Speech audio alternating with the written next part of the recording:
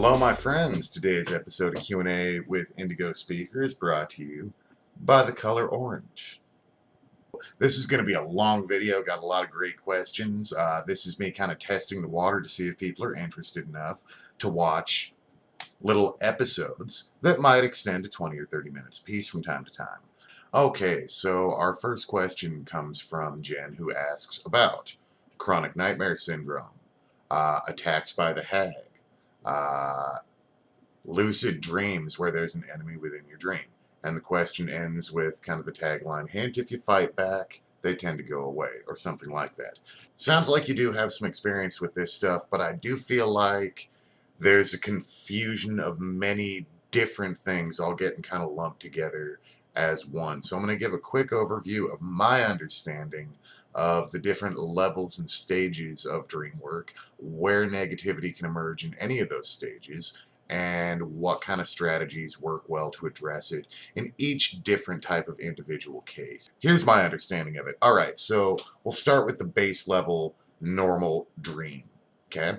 All originates in your own mind, in your own brain, in your own ego. And it can be beautiful or it can suck, but the function of these dreams that we're generally unconscious in, and even some of our lucid dreams, is a processing of leftover crap from our day-to-day life. A lot of people like to imagine that their unconscious or subconscious, which is putting these dreams together, is some kind of like God figure that's carefully combining imagery to give specific messages. It's not what's going on. Your unconscious mind is a mechanistic, animalistic creature in its own right, and all it's doing is, as you're going through your day-to-day life, all the images, all the experiences, all the emotions and ideas are just getting kind of sifted and lumped together in a way that might not make rational sense, but picks up on the intuitive connections. So things that make you feel fear all get lumped together. Things that make you feel shame all get lumped together. Things that make you feel horny get lumped in together. Things that make you feel pride and confidence get lumped in together. And it's without any relation to where these things are in your life. You could have, you could work in a small office with 4 other people and have 100 interactions throughout the day, and yet all of those interactions, even with the same people, your unconscious is lumping into different categories based on the emotional associations. And for the vast majority of us in our day-to-day lives, we can't express all of our negative emotions. It would be socially crippling. So we're constantly controlling our emotions. There's constantly excess emotional energy that has not been fully experienced, positive or negative. This can happen with affection as well. This can happen with all kinds of different emotions. And the weird dreams that happen is basically all the associated images, ideas, and events with a certain emotion just playing out with you as a character in this event, experiencing the emotion to burn up the extra energy. So in the realm of, say, type of negative energy, you could have a bunch of different negative associations combined into a single dream. You could have a boss who you've had some very uncomfortable conversations with, and yet who's perhaps attractive or attracted to you. So now we're bringing sexuality into it. You could also have seen a really creepy spider and, throw in a couple more things. Mix that all together and you can have a highly intense, very personal feeling dream that is really nothing more than your unconscious processing shit. Next level is when you start lucid dreaming. And lucid dreaming is a borderline between your own mental spiritual space and the collective. And on the borderline between the two, you're going to find a lot of complexes that have grown up within yourself that were your own creations that have gotten very powerful through time and gained a lot of energy through time. And so these are the beings that seem undefeatable. At least this is the first type of being that we run into that seems undefeatable. And this is the one that when you fight back, or when you realize it as part of yourself, you gain instant control of it. The big hang-up, though, whether it's with this lucid dream, where you're dealing with highly evolved complexes from within yourself, or your unconscious normal dream, the big challenge is that if you're not in your day-to-day life, being really realistic with yourself about where you're at with all kinds of different things, and honestly engaging your life and trying to make it what you want it to be, and dealing with negativity in your life in the way that you need to deal with it. This is what reduces the power of these negative complexes, is your day-to-day waking experience. The choices that you make have a huge impact on how strong these apparitions can be.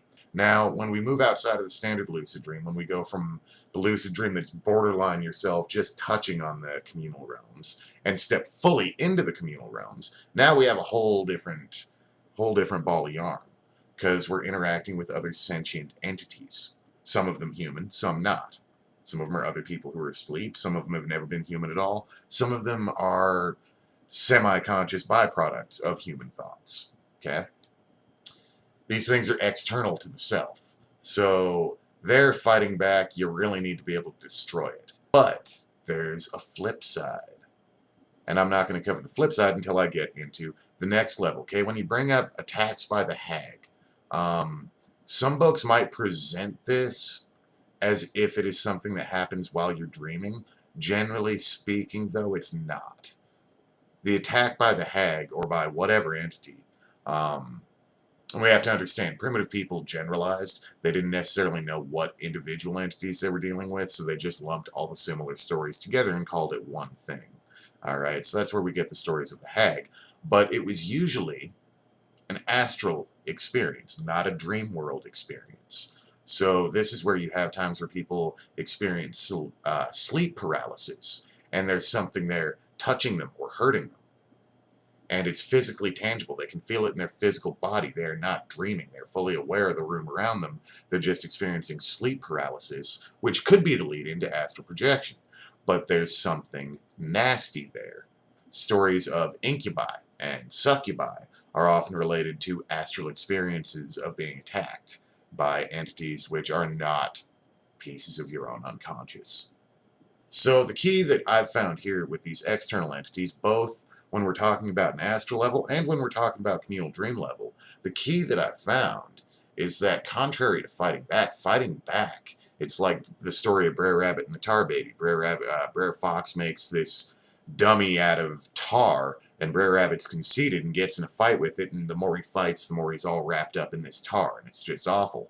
And that's how Brer Fox catches him, and then blah, blah, blah. The story goes on, and eventually he escapes, because it's Brer Rabbit. But, Tar Baby. You don't want to get in the fight with the Tar Baby, especially in your astral form. What you want is to embody a light, loving energy. Actually reach out, even if it's something hideous, and love it, like you're encompassing it into yourself. That's how you change stations. That's how you change what dimension within the aethers has overlap with your own existence. When you touch them with that kind of love, they just evaporate. They melt away into nothing. Prawish asks, how to master the element of fire.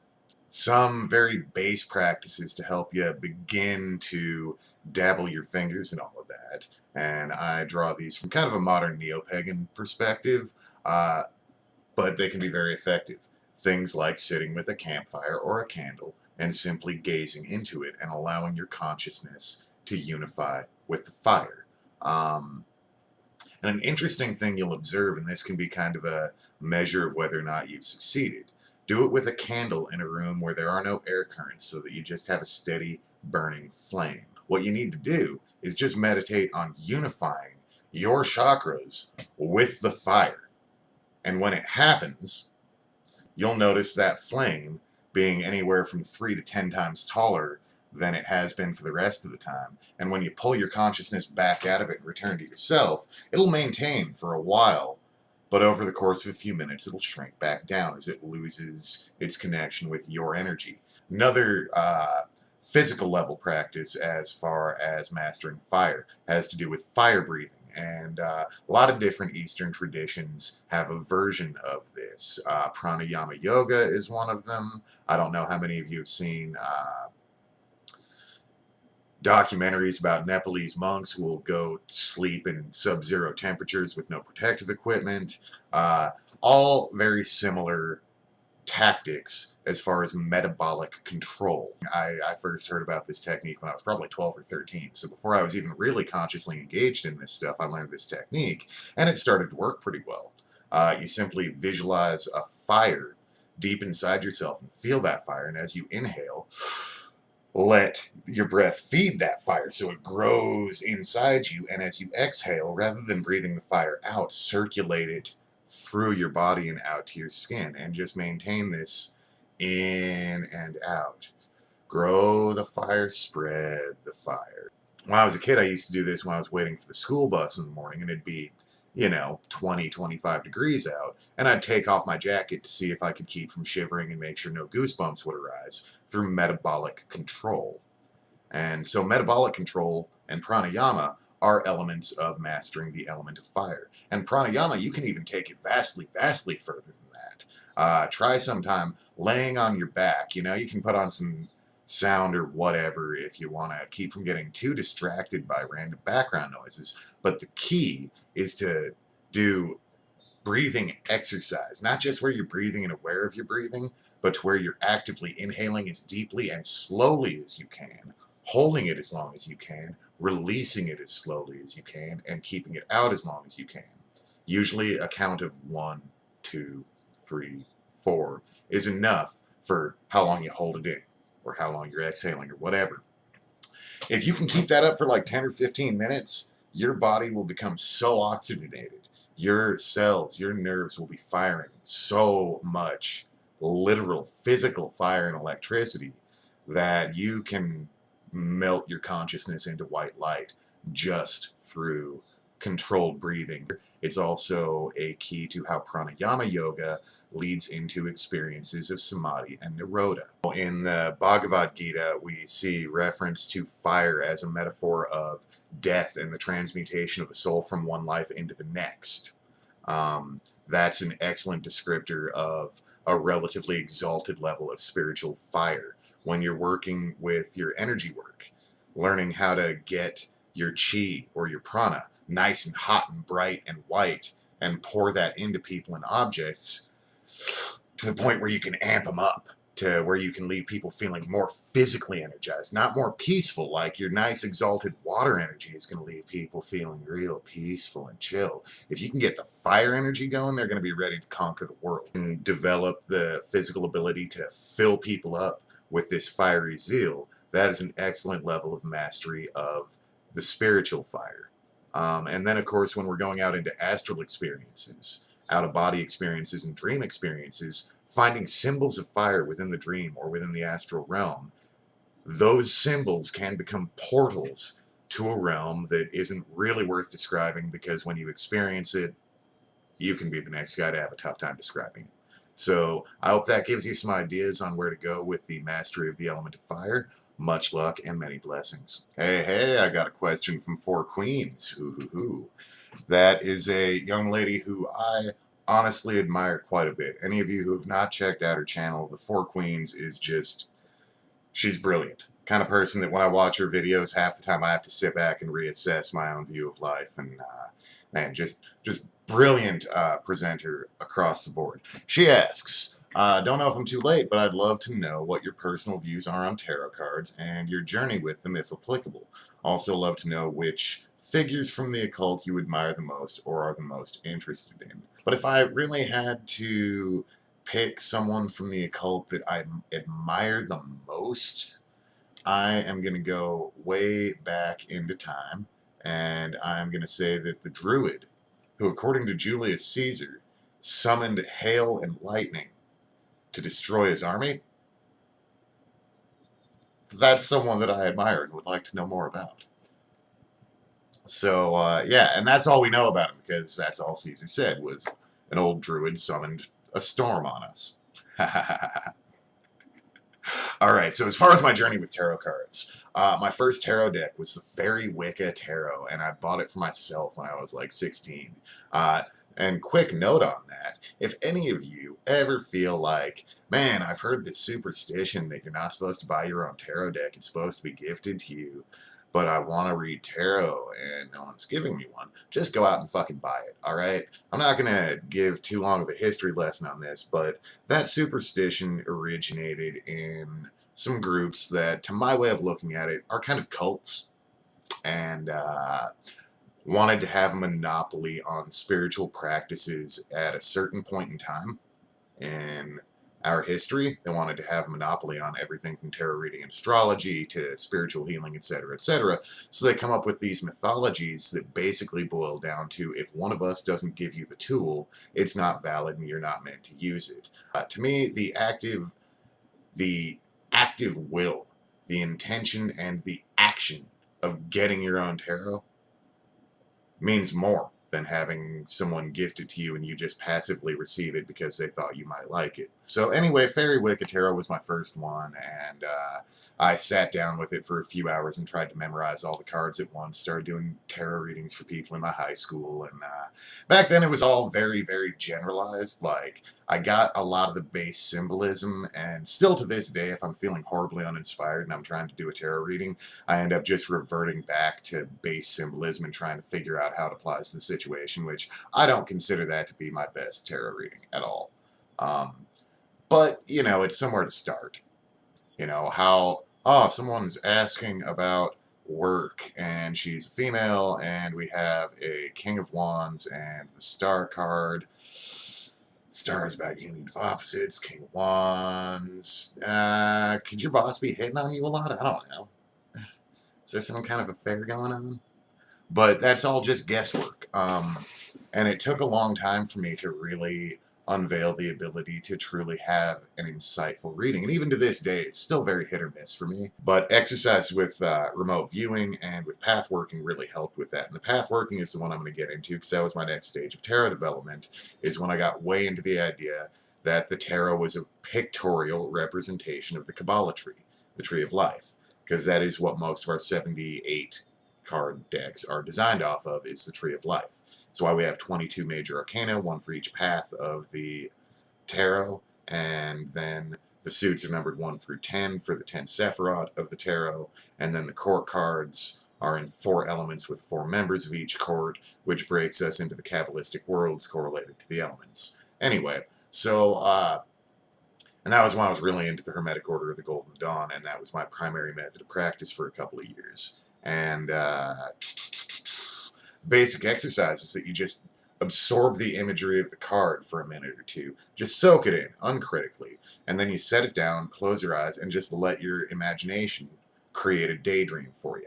And then you write down the daydream, and you try to have no control over it, like zero control. Whether images from the card make it in or not, whether it seems related to the card or not, doesn't matter. After a time, after you do this 40, 50, 60 times, and you look back and you start seeing themes emerge of how your own psychic structures are interacting with the card and producing visions via your imagination. And your imagination can generate dreams for us. It can generate your ideas about the future, little personal fantasies, whatever. Training that imaging power of the mind, that imaging capability of the mind, to become uncontrolled and receptive while you are conscious is critical to awakening the intuitive capacities to be psychic.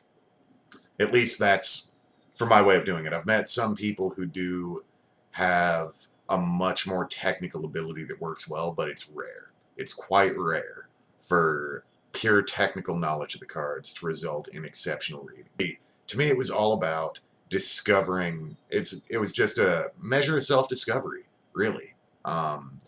Discovering what the archetypes of the tarot cards caused to resonate within me, and via that way learning to be more receptive to the archetypal energies of others. Also used them in spell work a little bit. And most recently, something I'm kind of dinking around with. I've been doing a lot of cruddy watercolor paintings lately, like kind of trying to get good at it. And most of them are just images that are coming out of my unconscious. I'm not really planning any of it out. But I've thought that doing kind of a painted, maybe painting a tarot deck, or doing paintings of individual tarot cards, or maybe creating a different type of oracle altogether. But yeah, really, for me, it's just all about playing with archetypes and playing with mystical forces and letting it be really moldable like clay, and yet at the same time still have definite color and texture and flavor, um, so that it can be a bridge between mystical knowledge and the incarnate everyday life. So I don't know if that answered your question, my dear, but my pea brain is running out of more stuff to say about the tarot at this moment. I'm going to move on to the next question. Alright, so our next question comes from Matt, and it's a little long, so let's see if I can squeeze it down a bit. Lucid dream has me perplexed. Being that it was all white light, would come in and out of pool and walk into me, met them in a very beautiful bohemian-like castle. He would also get really close to my face and wave at me, kind of like it was surprised I was able to see it or acknowledge it. Encounter was brief and I didn't get much out of it. Would you know who or what this could be? Overall experience felt very positive, but left me confused. As far as meeting entities in your lucid dreams, okay, we've talked a little bit sometimes about like the lucid dream that's still within your ego and the lucid dream that's outside in this communal common realm. And that's what it sounds like happened, is that you're dreaming in this communal common realm. In my own life, several years ago, when I was first starting to reach major awakenings, I started having dreams of a beautiful white mansion. It was almost like really ritzy East Coast style. And there was a woman there who not only I, but several of my closest friends and soul family were having recurring dreams of. And I'm not going to try and dictate to you what the reality of the universe is or is not, but here's an idea to roll with. Before you incarnated in this life, you had friends. You were existing in the common dream realm, and that's where the entirety of your soul and conscious energy were. Incarnating into the flesh, all of your consciousness, or the vast majority, gets sucked into it. And yet, you're still connected to your point of origin, as you are connected to the other living entities that you share that point of origin with, your true soul family. Some of them are incarnated with you, some of them are not. Sometimes, particularly, I like to think in changing times such as our own, the majority of old and strong soul families, the majority of the individuals are incarnating, because we got shit to do here. And a focal point, a strongest member of the soul family, will stay in the astral realm and almost act as a guardian angel to the rest of us, despite really being more like a brother or sister. So, sounds like you're getting into some very good stuff. I would not be at all surprised if at some point in time you run across this same entity during an out-of-body experience. Much luck and many blessings. Alright, so my next question is one that's actually anonymous, sent to my private inbox, so I'm not going to go spreading anybody's name around. But this individual has been having some difficulty feeling like he or she, I'm just going to go with he for the sake of grammatical simplicity, is accidentally cursing people on a daily basis. Had some desperate years, not meant to be deliberate ritual magic sense, but in terms of intent. Only recently realized that intent is magical in nature, currently don't seem to have control, lash out mentally, and wish all sorts of horrible things on people. Want to stop, made some progress. Try to bless people or accept people's faults when I have the impulse to curse, but again, often just lose control anyway. Deeply destructive, deeply ingrained spiritual habit. Are there any specific technique or practices you would recommend for putting an end to this tendency? Thank you, and da-da-da-da-da. All right. So this, a very important question, and one which is not as rare as many people would like to think. The first thing I want to address is the feeling of guilt, though, over the idea that you might have been hurting other people. How to say this? Unless you have a pretty strong control of your energy, it's not likely that you're having active harm on anyone who is not in very, very close contact with you. Um, if you have a husband or a wife or children, they're going to be more susceptible. But your average strangers, even coworkers, as long as they're not, weak people in a position directly inferior to you, the average human being is not really affected by your random shitty thoughts. What's happening more is that the shitty thoughts are just densing up your own energy and making it all filthy. It's like you're barfing on yourself. And the real consequence of that isn't that there's some kind of like karma guardian out there to stick it to you for thinking bad thoughts. It's that those bad thoughts are like you're just vomiting all over yourself, and it leaves kind of a stinky aura that nicer people don't necessarily want to deal with if they don't have to. And that's where you meet people sometimes who seem very charming on the surface, and yet you have this weird discomfort with them, which is the result of nasty thoughts. Now, we have to understand where these thoughts come from before we look at how to address them. Okay? A lot of old religions, a lot of ways of looking at the world attribute a great deal of guilt and shame to negative and destructive thoughts. And this all goes from the idea that they're coming from some kind of devil or evil force in the universe. People who still believe that there's a central force that is evil in the universe itself. The devil. That's not what's going on with the human mind, though. What goes on with the human mind that makes it want to have all these shitty thoughts about people, and I'm sorry for using the word shit so often, but yeah, I hope you're all adults watching this. It's a defense mechanism, all right? And it's old. It starts when you're very, very, very young. And it's not even necessarily to defend you from other people, because if you're just thinking it and not saying it, how would you be protecting yourself from someone else if you think nasty things about them but don't say or do anything? You're not protecting yourself from them. You're protecting yourself from your own emotions. Let me give you an example of how it can start young. Say you're in junior high and you get just a massive crush on someone who just seems like the prettiest somebody you've ever seen at that age, and you try to approach them and you get rejected hardcore. And, well, maybe your first time experiencing that, you experience the loss and the disappointment immensely and you live it out. But over a few instances of this in your life, your mind doesn't like dealing with these feelings of loss and rejection. So it comes up with a way to shut them down.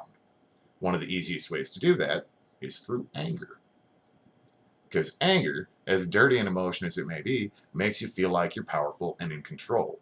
And having something to hate about somebody is a great way to spend your time feeling anger power instead of acknowledging things like shame, loss, and rejection. Now, we all experience this shame, loss, and rejection so many times in our lives, not just in romance, but in, whether it's trying to get on the team or trying to get the respect of such and such a teacher or boss or your parents or whatever.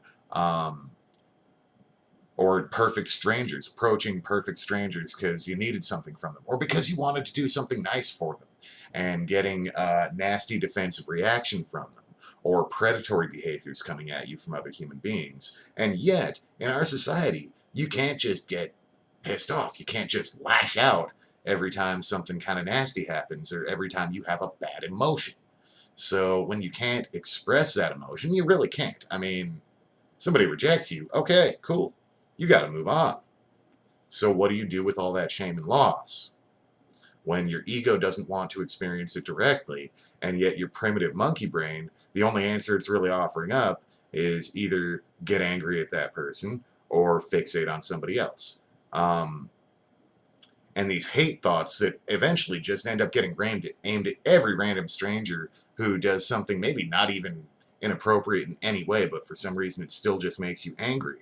This is a built-up surplus of ammunition being held onto by an instinctive defense mechanism within your own brain.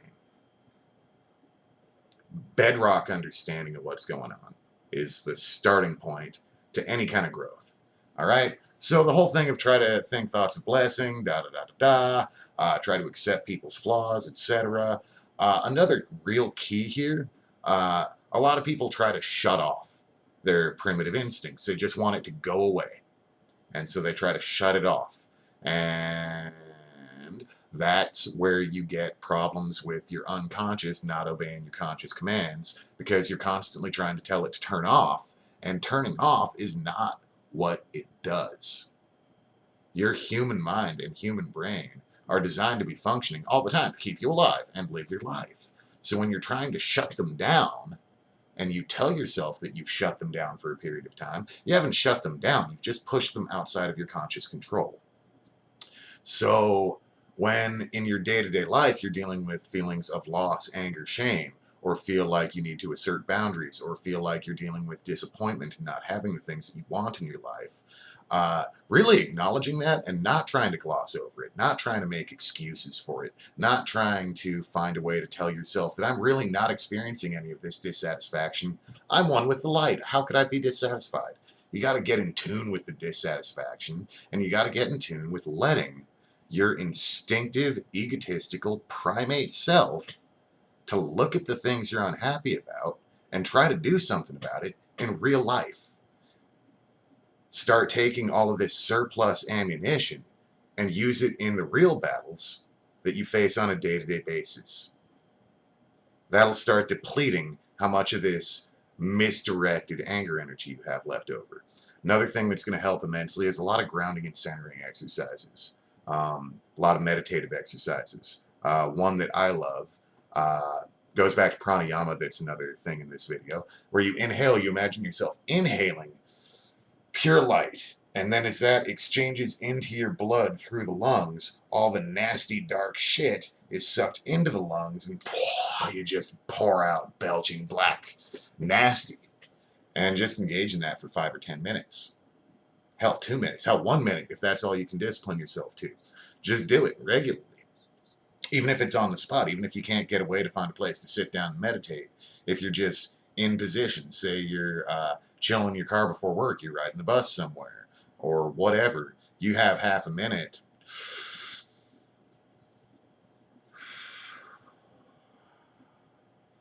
Purge whatever darkness you happen to be carrying. Don't give the ammunition factory shit tons of raw materials to turn into more weapons. Sounds like intellectually you know why it's destructive, and intellectually you know why you should be more accepting toward people. But you have to give your instinctive defense mechanisms something productive to do in order to free up your spiritual mind enough, not just to intellectually know, but to truly know and experience and understand other human beings as another expression of the same being, which is you. When the ego has a bunch of unresolved problems and you're just saying, shut up and stop complaining, stupid little monkey, obviously it's going to freak out. It's going to fight back every step of the way. You have to help the incarnate ego self solve its problems. Then your disciplines to calm it the fuck down are going to be a lot easier to get right. In any case, I'm glad you sent me that question. I hope you don't mind me making a video about it, but I know a lot of people face that at some point in their growth, myself not excluded. Much love and many blessings for you, friend. Good luck.